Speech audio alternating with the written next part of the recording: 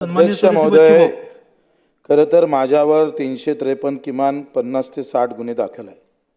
अधिकाऱ्यावर मारहाण, त्याच्या कार्यालयात जाऊन धुडकीस करणे.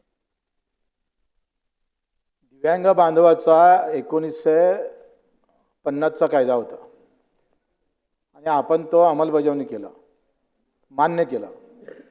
तो मान्य केल्यानंतर त्या कायद्याचे ना शासन निर्णय निघाले ना योजना काढल्या. हे तर झालंच. मग आम्ही आंदोलन केलं, शासन निर्णय केला. तो शासन निर्णयाच्या 5% अंमलबजावणी करावी याच्यासाठी अजूनही दिव्यांगांना गावागावात जाऊन आंदोलन करावं लागतं. 3.5 लाख कोटी खर्च करतो आपण ह्या कर्मचारी अधिकाऱ्यावर. 3.5 लाख कोटी 20 लाख कर्मचाऱ्यावर. 2-2 लाख रुपये पगार देतो कलेक्टरला. तिची गाडी फुकट आहे, तिचं डिझेल फुकट आहे, स्वयंपाक करणारी बाई फुकट आहे, विद्युत लाईन फुकट आहे, टेलिफोन फुकट आहे, 4-5 चपराशी आहे, बॉडीगार्ड वेगळा. तरी तो कलेक्टर त्याच्या कार्यालयातलं कामकाज चांगलं करत नाही. तुमच्या मंत्रालयातले 6 मजले मंत्रालय जर सुधारले तर अख्खं राज्य सुधारायला वेळ लागत नाही. तुमच्या मंत्रालयातल्या इवन देसाई साहेब आपल्याही मंत्रालयातल्या काही कागदपत्र मी आणले. 8-8, 10-10, 15-15 दिवस उत्तर भेटत नाही. सुधीर भाऊला माहीत आहे, तुमचे स्मरणपत्र मी किती पाहिले. पहिलं स्मरणपत्र, दुसरं स्मरणपत्र, तिसरं स्मरणपत्र आपण देत होते इकडे असल्या. अध्यक्ष महोदय, याच्यातलं सगळ्यात महत्त्वाची गोष्ट अशी आहे, कोणताही फाईल विभागातील किंवा कार्यालयातील कोणत्याही शासकीय अधिकारी कर्मचारी यांच्याकडे 7 कामाच्या दिवसापेक्षा अधिक काळ प्रलंबित राहणार नाही. या संदर्भात मंत्री महोदय एक जरी कारवाई या राज्यात झाली असेल तर सांगा.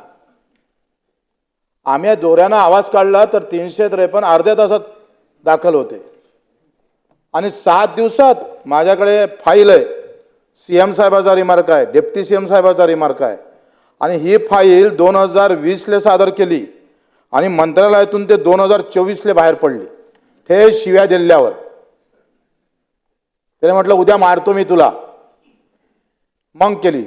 तुमच्या मुख्यमंत्र्याच्या रिमार्कला किंमत नाही.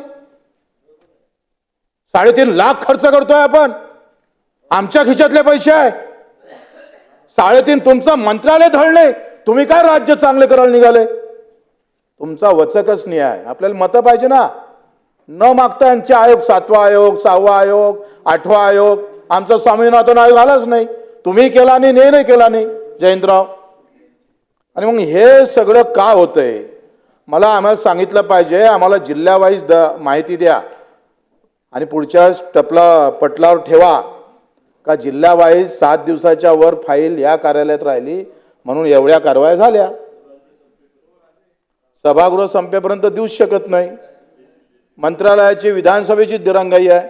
मी अध्यक्ष महोदय 228 सदनिका अत्यल्प उत्पन्न गटातला हा जमिनीचा विषय होता. विभागीय आयुक्त कार्यालयात ही फाईल 1 वर्ष 2 महिने राहिली. विभागीय आयुक्तानं ते पाठवाले, अवर सचिवालय पाठवाले 3 महिने लावले. तिथून ते तुमचे अवर सचिव महसूल हे त्रुटीपत्र जिल्हाधिकारी कार्यालयाला परत पाठवासाठी इतक्या त्रुटी आहे, याला 4 महिने गेले. काय कारभार आहे हो. आमदाराचं पत्र आहे, मंत्र्याचं पत्र आहे, मुख्यमंत्र्याचं पत्र आहे.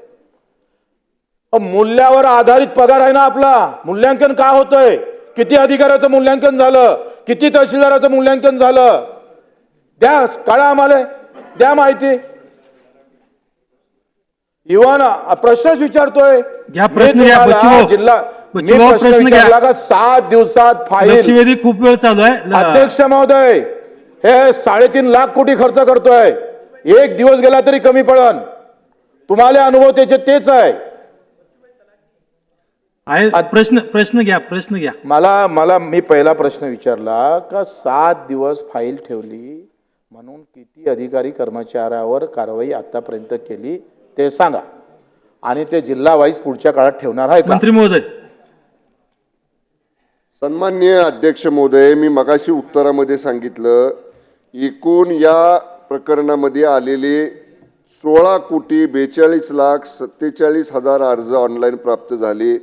पैकी 15,53,21,000 अर्ज हे हो अर्ज वेगवेगळ्या प्रकारचे आजपर्यंत दादा कायदा 2000 अस्तित्वात आल्यापासून आणि 95% याचा निपटारा आपण केलेला आहे. निर्धारित वेळेत 82% झालाय आणि निर्धारित वेळेच्या पुढे 18% प्रकरणांचा निर्धारित वेळेच्या पुढे आहे.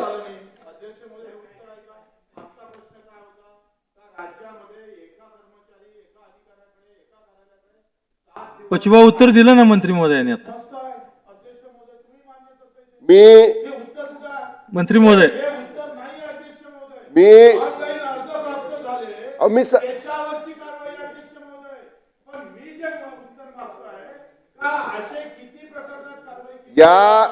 या बाबीचा महोदय. उल्लेख लक्षवेधीमध्ये नाही. लक्षवेधीमध्ये आपण परत एकदा ड्राफ्ट वाचा बच्चूभाऊ लक्षवेधीचा. लक्षवेधीमध्ये ज्या ज्या मुद्द्यांचा उल्लेख आहे आपण स्पेसिफिक कुठली फाईल कुठल्या विभागाची फाईल असा उल्लेख केलेला नाही. या कायद्याची प्रभावी अंमलबजावणी असा उल्लेख आहे. त्यामुळे मी राज्याचा आपल्याकडे संपूर्ण माहिती ठेवली. आपल्याला विभागवार हवी असेल आपल्याला जिल्हावार हवी असेल तर निश्चितपणे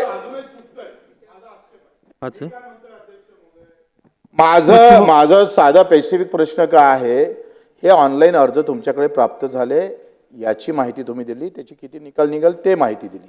माझं असं म्हणणं आहे, आता तुमच्याकडे माहिती उपलब्ध नसन अध्यक्ष महोदय तर मला ज्या अशा आपल्या कलेक्टरनं तहसीलदारांनी SDOनं ज्या ज्या भागात 7 दिवसाच्या वरते फाईल कारण नसताना ठेवली, 7 दिवस तर लई कमी दिवस आहे, 1 महिन्याची तरी काळा, ही माहिती विभागीय आयुक्ताला चौकशी करायला लावा.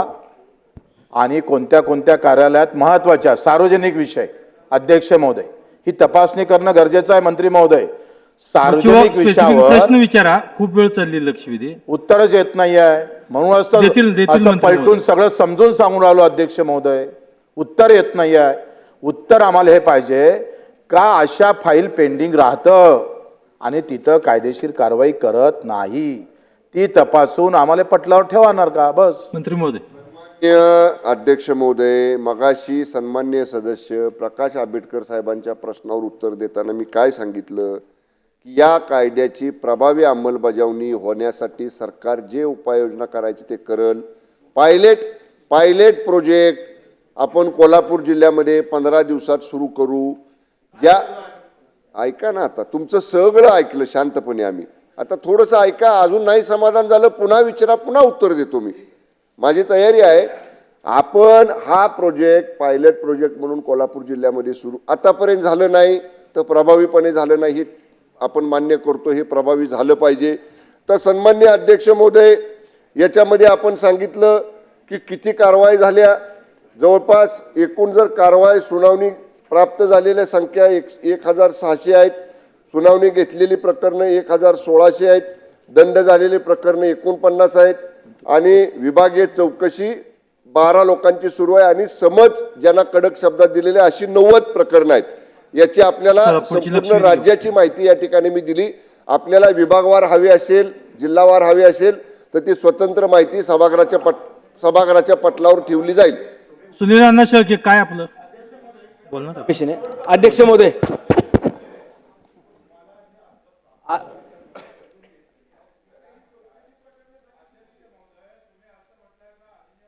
पासून दिनांक ऑनलाईन हे अर्ज प्राप्त झाले का? एवढ्या तक्रारी आहे, कोणाचा शौचालयाच्या तक्रार असेल, काही घरकुलाची तक्रार असेल, योजना भेटलं, ह्या तक्रारी आहे अध्यक्ष महोदय. ह्या माझा प्रश्न स्पेसिफिक हा आहे का कोणतीही फाईल विभागातील किंवा कार्यालयातील कोणत्याही शासकीय अधिकारी कर्मचारी यांच्याकडे 7 कामाच्या दिवसापेक्षा अधिक काळ प्रलंबित राहणार नाही, या तक्रारी आहे का त्या अध्यक्ष महोदय?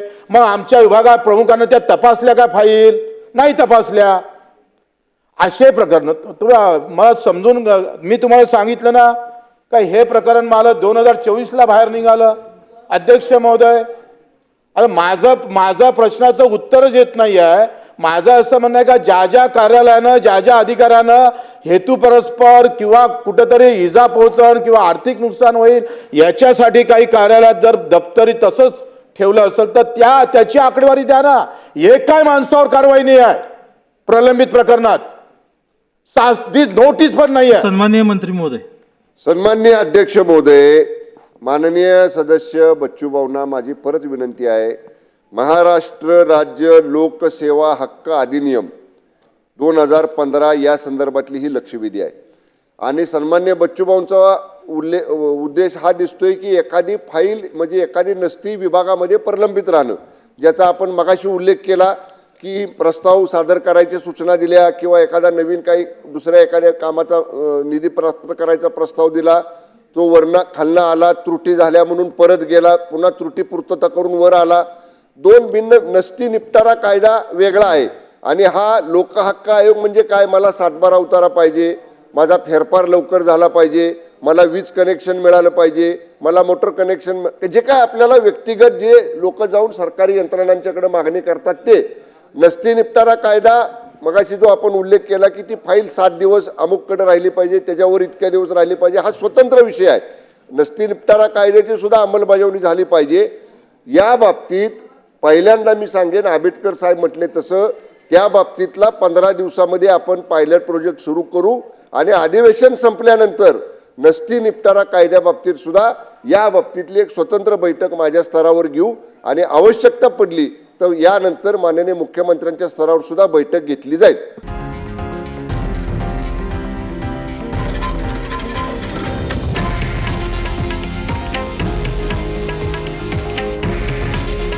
हे आहे देशातील नंबर 1 न्यूज नेटवर्क आणि आपण पाहत आहात TV9 मराठी. काळजी तुमची, हित महाराष्ट्राचं.